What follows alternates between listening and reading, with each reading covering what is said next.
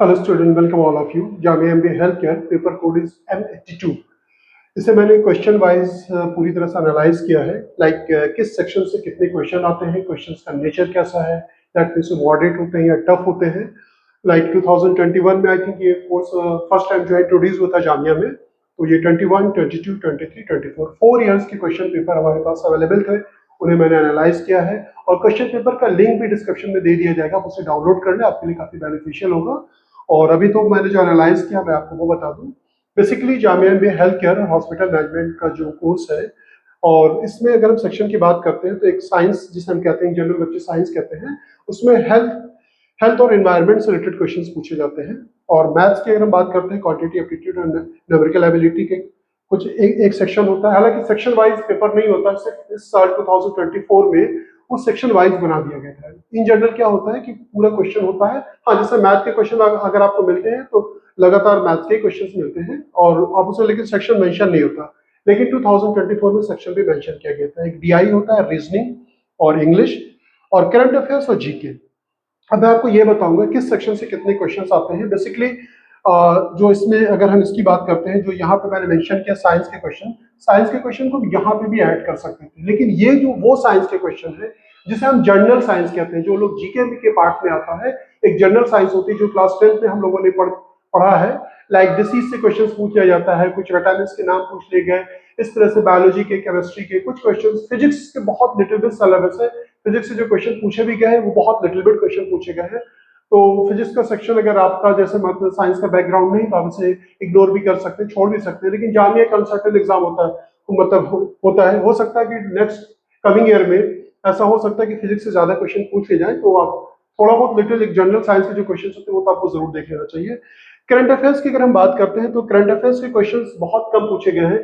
सिर्फ 2021-22 में कोविड से रिलेटेड जो क्वेश्चन थे, जो दैट मीन जो साइंस रिलेटेड क्वेश्चन थे, उसी तरह के क्वेश्चन जो है करंट अफेयर सेक्शन में पूछे गए थे। अदरवाइज करंट अफेयर्स के क्वेश्चन भी नहीं पूछे जाते हैं, तो इसको हम यहाँ पे भी ऐड कर सकते हैं। दैट मीन 70 क्वेश्चन हम कह सकते हैं 2021 में साइंस सेक्शन से पूछा गया था। दैट मीन हेल्थ, एनवायरमेंट और अवेयरनेस, या हम कहते हैं जनरल साइंस के क्वेश्चन। कुछ बच्चों का बैकग्राउंड होता है, जिन लोगों ने 11th-12 में साइंस है वो इस कोर्स को करना भी चाहते हैं। अगर उनका साइंस बैकग्राउंड है तो उनके लिए कोई बिग इशू नहीं, वो आसानी के साथ तैयारी कर सकते हैं। आप पेपर को डाउनलोड कर ले और एनालाइज करेंगे, आप पाएंगे कि स्टैटिक जो हमारा जो साइंस के क्वेश्चंस होते हैं, जो जनरल साइंस हम कहते हैं, उससे भी मेजर ऑफ द क्वेश्चंस पूछे जाते हैं।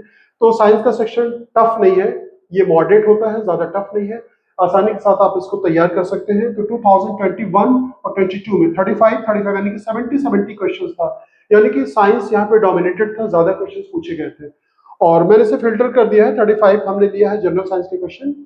और लेकिन 2023 में देयर वाज ओनली 48 क्वेश्चंस। आप अगर यहाँ पे देख पा रहे होंगे, सिर्फ 48 क्वेश्चंस पूछा गया था साइंस सेक्शन से, या हम कहते हैं हेल्थ, एनवायरनमेंट एंड अवेयरनेस से। और 40 क्वेश्चंस यानी कि क्वेश्चंस घटते जा रहे हैं। 2024 में there was only 40 question from the science section. तो ये एक आपका टॉपिक है। अगर आपके पास साइंस बैकग्राउंड नहीं है, और फॉर्म भी फिल कर सकते हैं। अक्सर बच्चे पूछते हैं सर मेरा बैकग्राउंड साइंस नहीं, तो क्या हम फॉर्म फिल कर सकते हैं? डेफिनेटली कर सकते हैं, कोई भी बंदा कर सकता है। नॉन मतलब जिसके पास 11th-12 में साइंस नहीं, वो भी फॉर्म दे सकता है। और वो भी बहुत से बच्चे कर भी रहे हैं, हमारे यहाँ से कई बच्चे सिलेक्ट हुए हैं जो मतलब कर रहे हैं ऑलरेडी, तो ऐसा बिग इशू नहीं है। हाँ, लेकिन आपका साइंस बैकग्राउंड है तो आपके लिए ज्यादा बेटर है। तो ये सेक्शन आपके पास साइंस बैकग्राउंड है तो आप आसानी के साथ कर लेंगे, नहीं है तो भी जनरल साइंस आप तैयार कर ले तो भी आपके लिए मोर देन सफिशिएंट है। अब हम बात करते हैं मैथ, जिसे हम कहते हैं क्वांटिटी एप्टीट्यूड और न्यूमेरिकल एबिलिटी के। देखिए 30, 34, 39, 41 क्वेश्चन, बहुत ज्यादा वेरिएशन नहीं है। इतना वेरिएशन ऑलमोस्ट सभी एग्जाम्स में होता है। इसकी अगर हम बात करेंगे तो 2021, 22, 23 बहुत ही इजी क्वेश्चन थे। सिंपल कैलकुलेशन के ऊपर परसेंटेज, सारी चीजें जैसे जनरल हम तैयार करते हैं। और प्रॉफिट और लॉस, सिंपल कंपाउंड इंटरेस्ट, बहुत ही सिंपल सा टॉपिक हम कह सकते हैं। क्वेश्चन थे बहुत ज्यादा टफ नहीं थे। पेपर को आप एनालाइज करेंगे, अगर आप एमबीए फुल टाइम की तैयारी कर रहे हैं तो ये सेक्शन तो आपके लिए बहुत ईजी है, कुछ करने की जरूरत भी नहीं। लेकिन 2024 की अगर हम बात करते हैं तो यहाँ पे ये सेक्शन में क्वेश्चन में वेरिएशन था। कुछ क्वेश्चन नो डाउट बहुत ही सिंपल से थे, प्राइम नंबर्स पूछ लिया गया, सिंपल कैलकुलेशन पूछ लिया गया, एचसीएफ एलसीएम। लेकिन कुछ क्वेश्चन जो थे नो डाउट काफी टफ क्वेश्चन थे, जिनका स्टैंडर्ड भी काफी बेटर था। तो 2024 में पेपर में थोड़ा सा वेरिएशन हुआ है, क्योंकि मैथ्स का सेक्शन जो है वो टफ था। Come to the DI. DI कोई बिगिनर भी है अगर एमबीए फुल टाइम की तैयारी कर रहा है तो उसके लिए नो डाउट बहुत ही ईजी है, बड़ी आसानी के साथ कर सकता है। देखिए 8 क्वेश्चन आए थे 2021 में, उसके बाद 22 की बात करते हैं तो 2 क्वेश्चन थे, 23 में देखिए 18, लेकिन 24 में देयर वाज 30 क्वेश्चन। तो ये इसके क्वेश्चंस बढ़ा दिए गए हैं डीआई के क्वेश्चंस। हो सकता है कमिंग ईयर में ज्यादा भी आ सकता है, कम भी आ सकता है, तो डीआई भी आपको करना चाहिए। और रीजनिंग की अगर हम बात करते हैं तो रीजनिंग में भी आप बहुत ज्यादा वेरिएशन नहीं देखेंगे, सिर्फ 2023 में 42 क्वेश्चन था, बाकी 20, 29, 27 question reasoning, verbal, non verbal. सिर्फ वर्बल भी आप देख रहे थे आपके लिए मोर देन सफिशिएंट है, और बहुत ही इजी, मतलब जो सिंपल से जो आप रीजनिंग पढ़ते हैं, डायरेक्शन हो गया, कोडिंग डिकोडिंग हो गया, एनालॉजी हो गया, कैलेंडर हो गया, क्लॉक हो गया, इसी तरह के टॉपिक्स होते हैं, सिटिंग अरेंजमेंट्स वगैरह अगर आप अच्छे से देख लेते हैं तो इसी तरह के क्वेश्चंस आते हैं, बहुत ज्यादा टफ नहीं होते। अब जो लोग तैयारी करते हैं उनको आइडिया होगा, मतलब ये सेक्शन हमारा तीनों बहुत ही इजी है कह सकते हैं। इंग्लिश में भी बहुत चेंजेस आप नहीं देखेंगे, 35, 35, 23 और 39 क्वेश्चन। इंग्लिश में बेसिकली आप एक रीडिंग कॉम्प्रिहेंशन आप देख लें अच्छी तरह से, एंटोनिम्स है, सिनोनिम्स है, जंबल सेंटेंसेस है, इडियम फ्रेजेस, इतना अगर देख लेते हैं तो आपके लिए मोर देन सफिशिएंट है। इन्हीं टॉपिक से क्वेश्चंस आपसे पूछे जाते हैं, और इंग्लिश भी बहुत ज्यादा टफ नहीं है। अगर एमबीए फुल टाइम से कंपेयर करते हैं तो यहाँ पे ये सेक्शन भी आपको इजी मिलता है, नॉट ए टफ।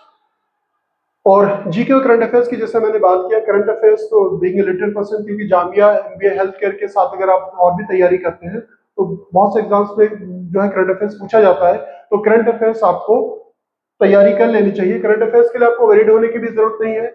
हमारे यहाँ जो है आप सेंटर के जो ऐप से डाउनलोड कर लेंगे, उसमें सितंबर से अपलोड कर दिया जाता है, और बहुत कम प्राइस पे आप उसे जो है परचेज भी कर सकते हैं। आपको उसका पीडीएफ आप डाउनलोड कर सकते हैं, उसको पढ़ने के बाद आप उसका टेस्ट भी दे सकते हैं। तो करंट अफेयर्स के लिए आपको बहुत ज्यादा, पहले बच्चे बहुत वेबसाइट विजिट करते थे, कई वेबसाइट से पढ़ रहे, अब आपको वरीड होने की जरूरत नहीं। हमारी टीम कलेक्ट करती है मंथ का, उसे फिल्टर किया जाता है, फिल्टर करने के बाद आपको पूरा जो पीडीएफ आप डाउनलोड करके उसे पढ़ सकते हैं। तो ये था हमारा पूरा एनालिसिस जो मैंने किया है। आई थिंक आपको समझ में भी आ गया होगा। सिर्फ मैथ का सेक्शन इस साल टफ था, बाकी सारे सेक्शन काफी मॉडरेट है, इसको आप आसानी के साथ जो है वो आप तैयारी कर सकते हैं। अब कुछ चीजें और भी हमने नोट कर ली है आप लोगों के लिए, जो मैं आपको बता दूं, क्योंकि इंग्लिश में एक प्रॉब है, वेल बिगन हाउ डन। अगर आप किसी चीज की तैयारी करना चाहते हैं तो आपको एक स्ट्रेटजी बनानी चाहिए। किस तरह की स्ट्रेटजी? जैसे लाइक आपका जो फॉर्म कब आता है, पहले मैं फॉर्म बता दूं। फॉर्म जो आता है आपका अवेलेबल हो जाता है जामिया की ऑफिशियल वेबसाइट पे विजिट करेंगे, और फरवरी से आप देखना शुरू करते हैं। वैसे फॉर्म आता है, हम लोग भी अपडेट कर देते हैं, तो आपको वहां पर जो है आपको नोटिफिकेशन वेबसाइट पे आपको पूरी तरह से डिस्प्ले होना शुरू हो जाता है। फॉर्म वहां पे जाकर के आप जामिया के ऑफिशियल वेबसाइट से आप फिल कर सकते हैं, और उसकी लास्ट डेट भी 1 मंथ तक होती है। 1 मंथ का आपका ड्यूरेशन होता है, फॉर्म को करेक्टली फिल करना चाहिए। और उसके बाद जो है, अब हम बता दें कि जो क्वेश्चन होता है ये कंप्यूटर बेस्ड एग्जाम नहीं होता, ये पेपर बेस्ड होता है। यानी कि आप एग्जामिनेशन हॉल पे जब जाते हैं, वहां पे आपको क्वेश्चन पेपर दिया जाता है, एक ओएमआर शीट दी जाती है, और ओएमआर शीट पे आपको 170 क्वेश्चंस जो क्वेश्चन पेपर में होते हैं वो आपको उसमें फिल करना होता है, और ओएमआर का पैटर्न आपको पता ही होगा, उसी तरह से आपको फिल किया जाता है। Total number of question 170। Duration जो होता है, अभी तक जितने भी एग्जाम हुए हैं 2024-25 का जो सेशन है, वहां तक अगर हम बात करते हैं तो 2:30 से एग्जाम स्टार्ट होता है, पीएम है, और 2:30 पीएम टू 5:30 पीएम का टाइम, यानी कि ड्यूरेशन ऑफ टेस्ट जो होता है वो 3 आवर्स का होता है।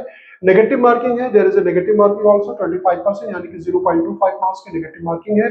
एक्सपेक्टेड एग्जाम जो होता है वो मई या जून में एग्जाम होता है। आपने अगर फर्स्ट कॉलम देखा होगा, उसमें जो ब्रैकेट पे लिखा हुआ डेट ऑफ एग्जाम है, आप उसको भी देख सकते हैं, वो भी आपके लिए, मतलब डेट भी उसमें दी गई है, इससे आपको एक आइडिया हो जाएगा कि हमें कितना टाइम मिल रहा है। ये वीडियो अगर आप अभी देख रहे हैं, कुछ दिन के बाद देख रहे हैं, तो आपको एक आइडिया हो जाएगा मेरे पास कितना टाइम है। और मैं बताऊं, अगर साइंस अगर आप बेटर है तो 3 months is more than sufficient. आपको आसानी के साथ इस कोर्स के लिए जो आप तैयारी कर सकते हैं। और कितने बच्चे तो ऐसे होते हैं जो 1 मंथ में भी तैयारी करके निकाल लेते हैं, वो एक अलग बात होती है, लेकिन 3 मंथ्स अगर आपके पास है तो मोर देन सफिशिएंट है। तो एग्जाम मई या जून में एग्जाम होता है। Tentative days of display of the list of the candidate call for the interview, यानी कि जब आप एंट्रेंस एग्जाम दे देते हैं, जब पहला रिजल्ट जिसे हम कहते हैं वो आता है विद इन 20-25 डेज। हालांकि फिक्स नहीं होता, क्योंकि यूनिवर्सिटी है, बहुत बड़ी यूनिवर्सिटी है, इसको हैंडल करना कभी अप्स एंड डाउन हो जाता है। तो आप ये मान करके चलिए 20-25 डेज जामिया की ऑफिशियल वेबसाइट पे आपको दिया गया है। आप जो प्रोस्पेक्टस है आप उसे जरूर डाउनलोड कर लें। 2024 का जो प्रोस्पेक्टस है वो मैं इसका लिंक दे दूंगा। लेकिन ध्यान रखिएगा, जब आप फॉर्म फिल कीजिएगा तो जो लेटेस्ट प्रोस्पेक्टस आता है उसे एक दिन पूरा टाइम दिया करें, आप प्रोस्पेक्टस को रीड किया करें।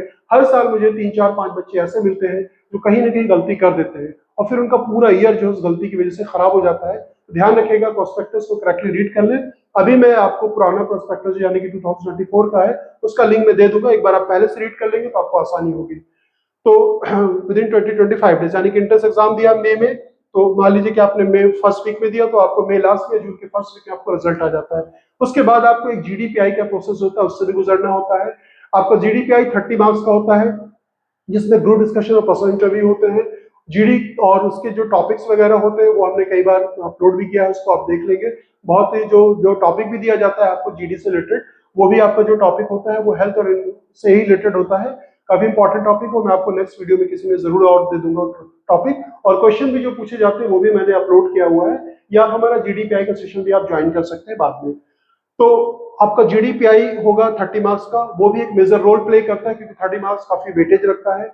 और इसकी कट ऑफ जो कितनी जाती है एवरेज, और अगर हम बात करें एज ए जनरल कैंडिडेट, अगर आपने 170 में 80 एंड 85 क्वेश्चंस अगर आपने करेक्टली सॉल्व कर लिया है तो डेफिनेटली आपका फर्स्ट लिस्ट में नाम आ जाएगा, वेटिंग में भी आप नहीं जाएंगे, फर्स्ट लिस्ट में। और जीडीपीआई का परफॉर्मेंस आउट ऑफ 30, अगर सपोज कर लीजिए कि आपने 20 और 25 मार्क्स 20 अबव अगर आपने स्कोर कर लिया है तो आपका स्कोर बेटर है। वैसे एवरेज स्कोर जो होता है 15 होता है, लेकिन 20 अबव करते हैं तो आपके लिए विन विन सिचुएशन होती है। तो पहला आपका एंट्रेंस एग्जाम हो गया, 20 डेज के बाद वो आ जाता है, रिजल्ट आ गया। फिर आपको जीडीपीआई फेस करना है। जीडीपीआई के बाद यानी कि हम कहेंगे final result, tentative date of the interview हम कह सकते हैं आफ्टर 5 डेज। इसमें मेंशन है, जैसा मैंने कहा जामिया एक बड़ी यूनिवर्सिटी है, कभी कभी होता है कुछ शेड्यूल बिजी है, कुछ हॉलीडेज आ गए तो ये टाइम भी ज्यादा हो सकता है, 10 डेज, कभी कभी 1 मंथ के बाद भी रिजल्ट आया है। तो 5 डेज के बाद आपका जो है फाइनल रिजल्ट आ जाता है।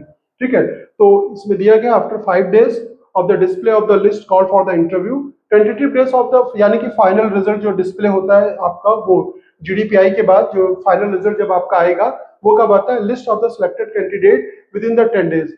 यानी कि आपने एंट्रेंस एग्जाम दिया, एक रिजल्ट आया, उसके बाद आपको जीडीपीआई फेस करना है, उसके बाद आपका आउट ऑफ 200 इवोल्यूशन होगा, मेरिट लिस्ट में अगर आपका नाम है तो फाइनल रिजल्ट जो आता है वो आपका 10 डेज यहाँ पे दिया गया, कभी 1 मंथ का भी टाइम लग जाता है। ये आपका पूरा ओवरऑल मैंने आपको दे दिया है। और इस एग्जाम के साथ और आप कितने एग्जाम्स और भी दे सकते हैं वो भी मैं आपको बता देता हूँ। तो जैसे मैंने पहले बताया है, पेपर कोड इसका जो है M82 है। कोड से आप याद रखेंगे तो आपको सर्च करने में भी आसानी रहेगी। इसके साथ आप दे सकते हैं एमबीए फार्मास्यूटिकल मैनेजमेंट का एग्जाम भी आप दे सकते हैं। वैसे एमबीए बहुत से बच्चे ऐसे होते हैं जो एमबीए फुल टाइम का भी एग्जाम देते हैं, अलीगढ़ में भी एमबीए का देते हैं, अलीगढ़ में भी सेम कोर्स अवेलेबल है, वहां पे कभी आप फॉर्म फिल कर सकते हैं। कोशिश करें कि जामिया और एमयू में आपका एडमिशन हो जाता है तो आपके लिए ज्यादा बेटर है, क्योंकि यहाँ पे फीस स्ट्रक्चर काफी कम है। फीस स्ट्रक्चर इसकी अराउंड 1,05,000 इसकी फीस है। और सबसे बड़ी बात है ये ईयरली फी है इसकी। इन जनरल जो होता है प्राइवेट कॉलेजेस में क्या होता है सेमेस्टर वाइज फीस होती है, ये ईयरली कोर्स है जामिया की। अलीगढ़ की फीस तो और भी बहुत कम है। और इसके साथ जो कोर्स मैंने आपको बता दिया है एमबीए फार्मास्यूटिकल या मैनेजमेंट, या और आपको जैसे आपका साइंसी बैकग्राउंड है तो एमएससी से related MSc banking and finance में भी बच्चों ने फॉर्म डाला था, ये सब कोर्स तो हमारे यहाँ जो बच्चे एमबीए फुल टाइम की तैयारी करते हैं ऑटोमेटिकली क्लियर हो जाता है, इसमें बहुत ज्यादा मेहनत करने की जरूरत नहीं है अगर आप एमबीए फुल टाइम का देते हैं। लेकिन कुछ बच्चे ऐसे होते हैं कि उनको सिर्फ फोकस करना होता है एमबीए हेल्थ केयर पे भी, तो जो लोग एमबीए हेल्थ केयर पे कर रहे हैं अगर उनका साइंस बैकग्राउंड है, बाकी मैथ रीजनिंग और थोड़ा सा डीआई पे अगर मेहनत कर लेते हैं तो आसानी के साथ कर लेते हैं। और सबसे बड़ी बात यह है तैयारी में आप सेक्शनल टेस्ट और मॉक टेस्ट पे जरूर आप ध्यान दें, और आप हमारे ऐप को डाउनलोड कर लें। बहुत जल्दी जो है इसका जो है आपका मॉक्स आपका हमारा अवेलेबल होगा, आप ऐप के ऊपर आप उसे परचेज कर सकते हैं, मॉक्स भी दे सकते हैं या करंट अफेयर्स। और आप अगर हमें ज्वाइन करना चाहते हैं तो आप मोस्ट वेलकम। कंबाइंड क्लासेस हमारे यहाँ भी हो रही है एमबीए फुल टाइम की और एमबीए हेल्थ केयर की, तो आप उसे ज्वाइन भी कर सकते हैं, आपके लिए काफी बेनिफिशियल होगा और ये आपके लिए एक रेगुलरिटी बन जाती है अगर आप कोचिंग सेंटर ज्वाइन कर लेते हैं। तो इससे रिलेटेड और भी कोई क्वेरीज है तो आप डेफिनेटली मुझसे पूछ सकते हैं। और thank you so much for watching us, thank you.